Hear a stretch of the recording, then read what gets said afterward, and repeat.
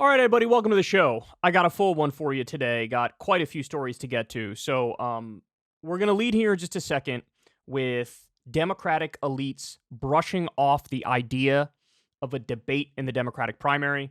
Remember, these are the same people who were just pretending in the last election, like, we care about democracy and the Republicans don't.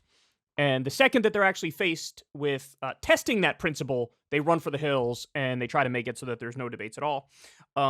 We also have some absolute psychotic lawmakers out there. One of them thinks Mount Rushmore is a demonic portal. We covered Alex Jones the other day on the PBD podcast, explaining in detail demon attacks that his Hollywood friends were the recipient of. But now this has spilled over into politicians as well. So everything's going peachy in the U.S. We also have Amy Klobuchar make some comments on abortions and potential abortion restrictions, and the left clobbers her. Now, I may have a surprising take for you guys. I may throw a little curveball at you when you hear my take on it, but nonetheless, I'm here to spit facts. And of course, Joe Biden with another classic Biden-esque gaffe. We'll dive into that and much more. All right, so without further ado, we'll jump into it. Everybody knows the shameless plugs.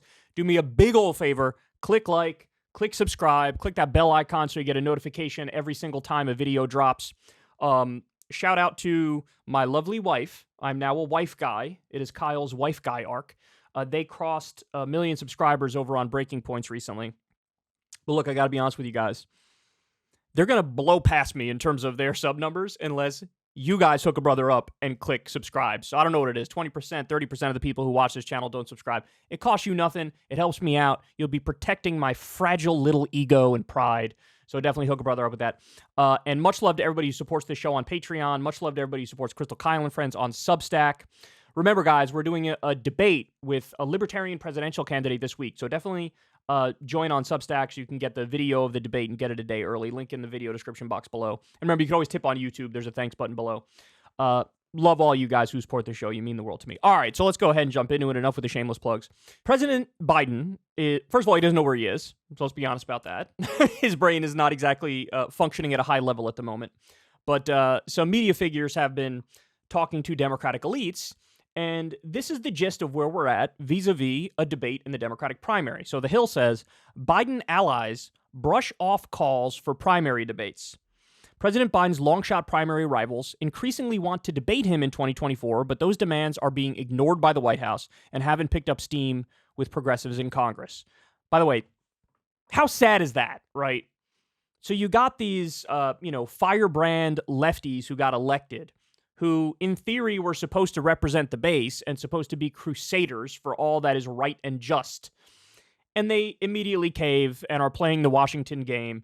Even the better ones, even like Ilhan Omar, Rashida Tlaib, Jamal Bowman, none of them are saying that Biden should debate.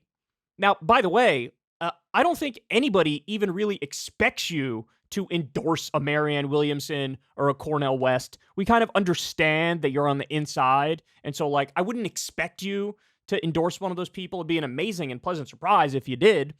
But at the very least, we expect you to uphold the principles of democracy and be like, hey, they kind of have a right to debate you. By the way, I think it should be a law. I don't know if that's controversial. I don't think it's controversial. But it should be a law that if you are a politician, you have to debate, especially if you have challengers. Now, you want to have some stipulations with that. You have to be polling above 1% or 2% or have X number of small dollar donors. I'm fine with that, but there should be a right to a debate. You can't just run and hide if you're a politician. They continue here. Biden's two Democratic opponents, RFK Jr. and Marianne Williamson, have talked openly about the benefit of debating. Third-party candidate Cornel West also said he would welcome the chance to go head-to-head with the president in a text message to The Hill. But the calls have not won support from liberal members of the House and Senate, at least so far, and Democratic strategists say there's not much reason to think Biden campaign would sign off on a debate, especially given arguments that agreeing to share a stage would only elevate his two marginal opponents. By the way, that is why they wouldn't agree to it. Oh, we don't want to inadvertently help our opponents, so we're just going to continue to be indifferent and pretend like they don't exist and basically lie by omission is what they're doing. Quote, Biden should not debate them, said Jim Kessler, a Democratic operative and executive vice president of policy at the centrist think tank Third Way. Let me pause here to point out the irony.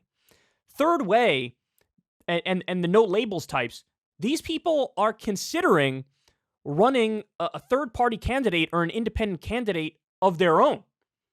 Now, my guess is if they were to pull the trigger on that, say a Joe Manchin run for president, they would immediately flip and be like, well, of course President Biden should debate Joe Manchin. But since it's people to Biden's left who are in the conversation, don't you dare legitimize them. They continue here and say, quote, they are both gadflies who have done nothing to earn the right to debate a sitting president in an otherwise uncontested primary. Okay, apparently words don't have meaning anymore. Otherwise uncontested primary. What does that mean? The primary is contested. Now, I get that you don't like the candidates, but that doesn't matter. It is a contested primary. And they did earn the right because they are running for president. So, of course, they had to fill out all the paperwork and get their staff and get all the legal nonsense handled. So they had to go through all of that stuff. They announced their candidacies. They are on the campaign trail. That is how they earn the right. This is a democracy. And so it is their right by definition. Quote, you have to earn your way to the debate stage, Kessler said. These folks are light years short of that. According to whose criteria? According to your criteria, which are rigged because you don't agree with them. You don't like them, so you don't even want to give them an opportunity. By the way, they say, oh, you have to earn your way to the debate stage. Well, hold on now. Where do we get those standards from? Well, I don't know. Maybe look at previous elections. Well, what were the rules in previous elections? Depends on whether you're talking Republicans or Democrats, but it would be anywhere from polling at from 1% to like 3% and having like maybe 20,000 small donors, something like that. This is roughly what we were talking about. Well, guess what? According to that criteria, both RFK and Marianne Williamson are already in. They already would be granted a debate. But even if you look at the average of polls, Marianne Williamson is probably at like 7%, well above 2 or 3%, right? RFK is anywhere from 12% to 20%, depending on what poll you look at, well above the criteria. This isn't even a close question. Again, the thing that drives me crazy, you don't have to like Marianne Williamson. You don't have to like RFK. I don't even like RFK. You don't have to like Cornel West. You don't have to like these people. Of course, I love Cornel West and Marianne Williamson. I'm not a big fan of RFK. But that doesn't matter. It doesn't matter. The question is, in a democracy, when they've hit the basic benchmarks, should they be able to debate? The answer is obviously. And if you don't agree with that, you also don't believe in democracy. So your whole smug campaign against Republicans of we believe in democracy, and they don't. It turns out that's not true. It turns out only when it's convenient for you, you make those arguments. They continue here. Televised debates are high visibility productions, you don't say, with the goal of reaching millions of viewers. Elevating Kennedy in particular means the risk of spotlighting some of his more questionable views, which many Democrats see as disinformation, especially when it comes to topics like vaccines and the Russia-Ukraine war. If that's true, which I think it is, all the more reason to debate. Hammer those claims into the ground. Expose how ridiculous they are. I've done it on this show. He keeps saying that we've given $8 trillion to Ukraine. That is not remotely accurate. And don't take my word for it. Go look for yourself. The numbers you'll see, it's anywhere from 100 billion to 200 billion maximum. He's saying 8 trillion, and he said it a million times. He keeps saying 350,000 Ukrainians have died. That is nowhere near the correct number. Nowhere near. There's not a single legitimate source that will say that that's the number. But he keeps saying it. So is he actually spreading inaccurate information when it comes to the war in Ukraine? Yes, he is. Is he actually spreading inaccurate information when it comes to vaccines? Yes, he is. He keeps bringing up the old school, early 2000s anti-vax nonsense, it causes autism. That's not true. The guy who was fundamental to that claim, Dr. Andrew Wakefield, is no longer a doctor because they revoked his license because his studies were terribly flawed. He didn't have a control group in his studies. We've gone over these claims in detail, right? So he is saying things that are wrong, but that's all the more reason to debate him because this is stuff that's actually easy to defeat in the marketplace of ideas. He doesn't even make it difficult. These particular claims are so absurd. You should be like, yeah, here, let me share a stage with him. Let him talk as much as he wants. And guess what? The more he talks, the more he's going to go down in a Democratic primary with the people because Democrats don't agree with him. A lot of Democratic voters still deify Anthony Fauci, right? Now, I don't do that. I think Dr. Fauci is terrible. But you're going to have to not only win over independents and outsiders and, lefties who are disaffected, you also have to win over normie Democrats to win a Democratic primary. Shocker, I know. He can't do that. But none of this matters. Like, okay, debate him, debate Marianne Williamson. Let's have it out and let's see what happens. Let's see what happens. But again, they don't want to inadvertently make these people have higher name recognition and in turn help them. This guy goes on to make this smug comment. President Biden has important work to do, like managing our complicated relationship with China, growing the economy, and keeping the border secure, said Kessler. RFK Jr. has little else to do but hang out with his Hollywood friends. It's as smug as you can imagine and as arrogant as you can imagine that you're going to take these pot shots from the sidelines while ducking a debate when, like, the whole reason you're ducking a debate is because you don't want people to know they have other options. That's what's going on here. So I want to give you just a couple more quotes. So they bring up some Marianne quotes in here where Marianne's like, well, of course he should debate us. Don't be ridiculous. Obviously, I think Marianne is correct about that. But let me give you this part because this, it really got my blood boiling. While progressives generally believe that intra-party debates are good ways to present new ideas and negotiate new visions for what Democrats can stand for, many also say Biden's rivals are not credible enough to take to task. Kennedy has shown a willingness to engage with some fringe GOP theories and fixtures within the party, and Williamson doesn't often register higher than low single digits in most polls. By the way, that's not even true. Now, I'm not here to blow smoke up everybody's ass about, Marianne Williamson's numbers, but, the lowest I've seen is like 5 or 6%. And the highest I've seen is 14%. And once you go to those early states, by the way, New Hampshire and Iowa, she actually polls the best in those states and the best among young people, the best among independents. So we're talking between 5% and 14%. That's not low single digits. There is no reason to even lie here. If you bring up her actual numbers, that's sort of enough to be like, we don't take her all that serious, right? You're allowed to have that opinion. But they still have to lie in service of making the point because they can't help themselves. Now, by the way, Kennedy engaging with, fringe GOP theories, that's true, but who cares? This should be all the more reason you're more confident to defeat him in a Democratic primary. And by the way, like, they're always going to trot this out as a smear anyway, because, so Marianne Williamson, of CNN, MSNBC, and Fox News, of those three big networks, which one has she been on the most? The answer is Fox News. Why? Is that by choice? Because Marianne Williamson prefers to go on Fox News? No. It's because they're willing to have her more. Now, I get it. They want to have her more because they're clever and they're doing divide and conquer and they want to use her as a proxy to attack Biden, right? Like, that's the game they're playing. They don't care how she's attacking Biden as long as she's attacking Biden.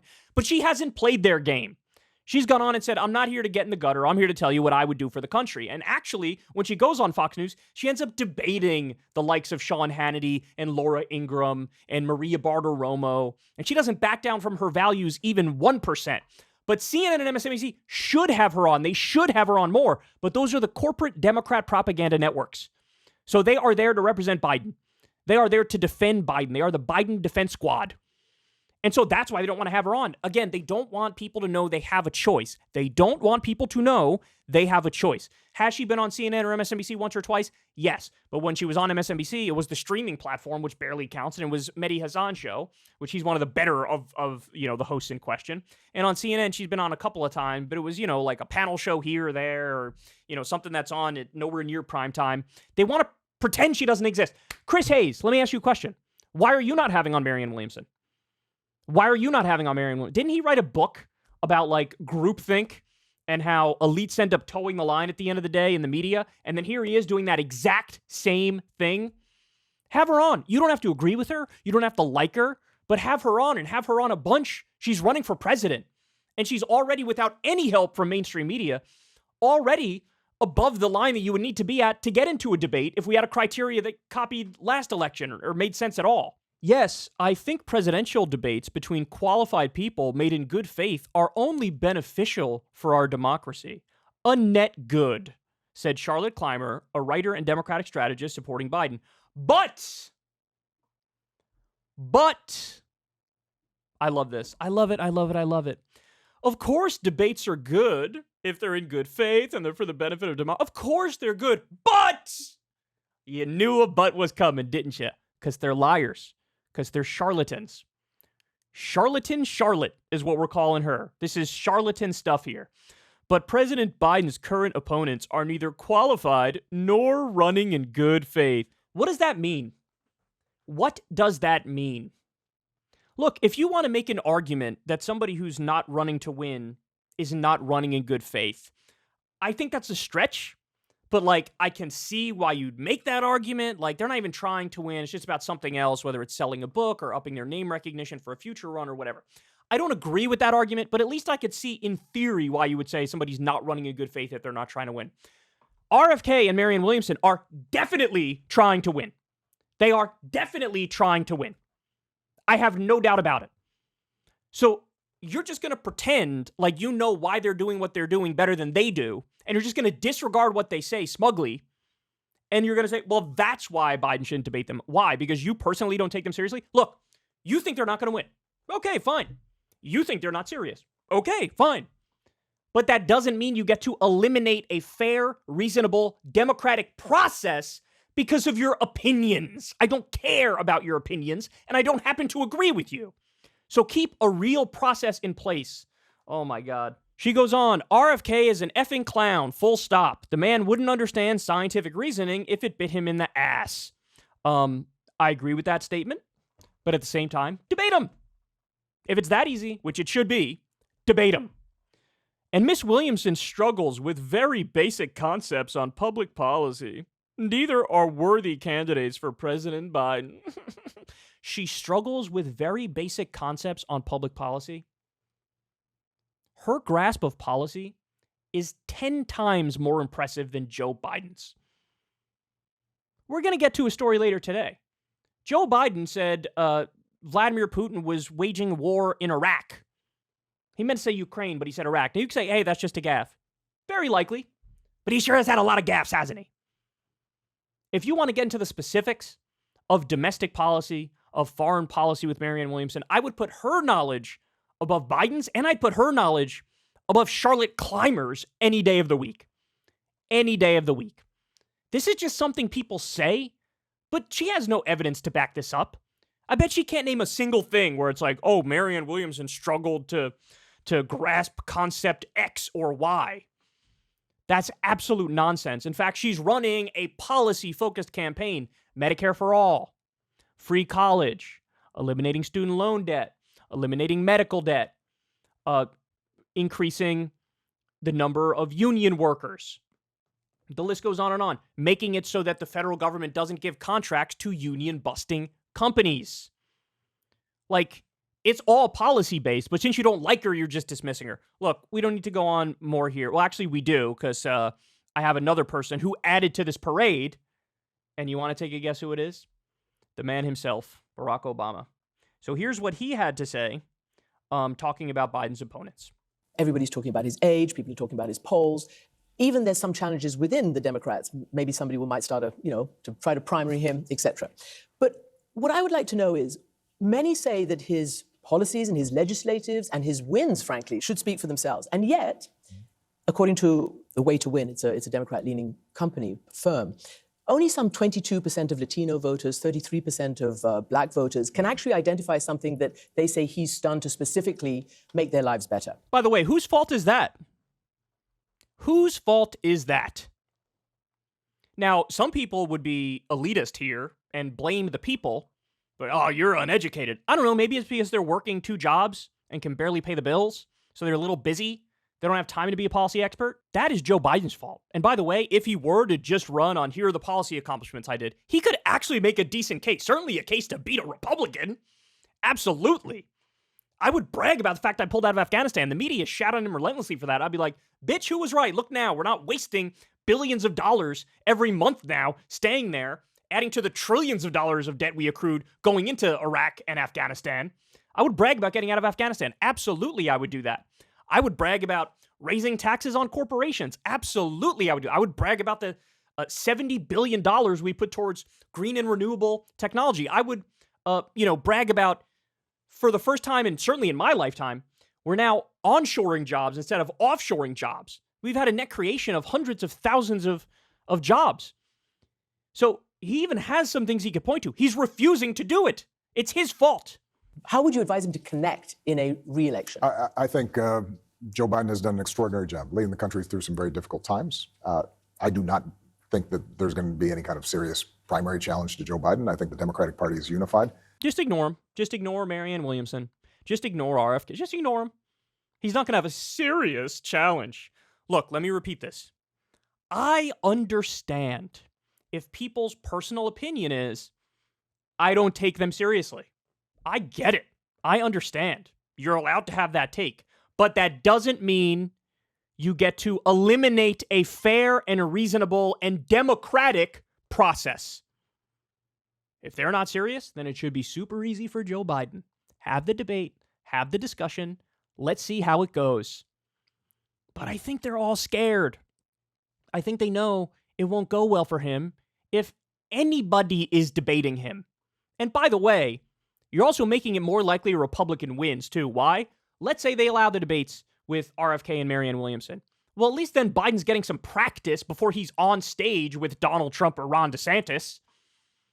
But no, he's going to go in having not debated since, all the way back however long ago in 2019 and 2020. And he's certainly declined even more since then.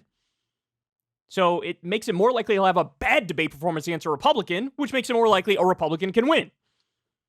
So in so many ways, I hate these people so much, man. I really do. Identify something that they say he's done to specifically make their lives better. Right. What would you say to that? And how would you advise him to connect in a re-election? I think Joe Biden has done an extraordinary job leading the country through some very difficult times.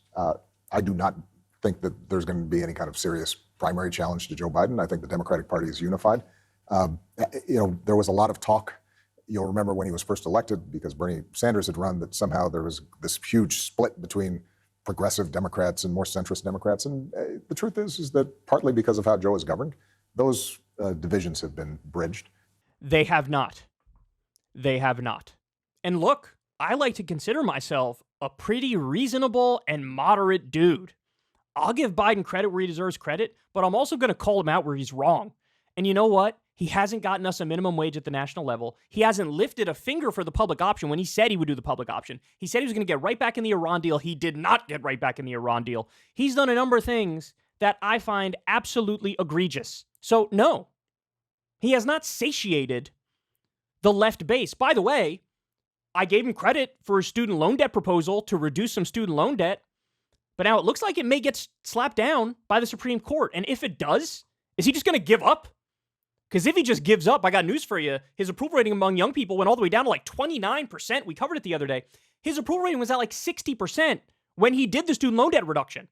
So if the Supreme Court slaps it down and he doesn't do anything about it, he doesn't find another avenue to get the student loan debt relief, why are you so sure? Oh yeah, there is no schism. The left actually loves him. That's so disconnected from reality, man. That's just objectively not true. This is why his polling numbers among young people have plummeted.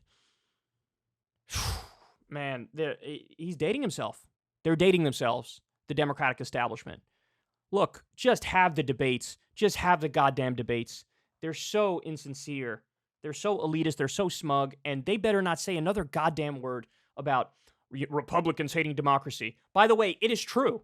The Republicans, many of them, do hate democracy. That's why they gerrymander to the high heavens, basically trying to rig the goddamn thing. That's why they do voter ID laws. It's an attempted voter disenfranchisement to stop people who can legally vote from voting. They try to put hurdles in your way to make it more difficult for people to vote because they know poor people and working class people are and minorities are much more likely to vote Democratic. So it's hurdles that they try to put in their way. And look at what happened with January 6th. Look at what happened with the 60 court cases. Look at what happened. Find me 11,000 votes. So are they hostile to democracy? Certainly the establishment Republicans. Absolutely they are. The Trump Republicans, the establishment, absolutely they are. But now you cannot say we are pro-democracy full stop. You just can't say it because you're not. If you were, you'd say, of course, let's have a debate. Even though I don't like these people, even though I don't agree with them, that's how this works. Let's have a fair process. They don't want to do it. They want to hide. Scorn and derision is what I have for these people. It's just dishonest, right? I would actually respect them if they said, I don't think these are serious candidates. I really disagree with them, but of course I'm in favor of a debate and I will push for one. Because at least that's an honorable and principled take. I don't agree with you that Marianne isn't serious. She's definitely serious. But at least that's a respectable, honorable, principled take. But they can't do that, and they won't do that. And again, I think it fundamentally comes down to the fact that they're scared. The guy's clearly struggling cognitively. And I think it wouldn't go like a lot of them want it to go if there was a debate. So there you have it. Hey, y'all, do me a favor and like and subscribe. It helps out big time in the algorithm. Click the bell as well for notifications when videos drop. And watch that video on screen right now. You know you want to.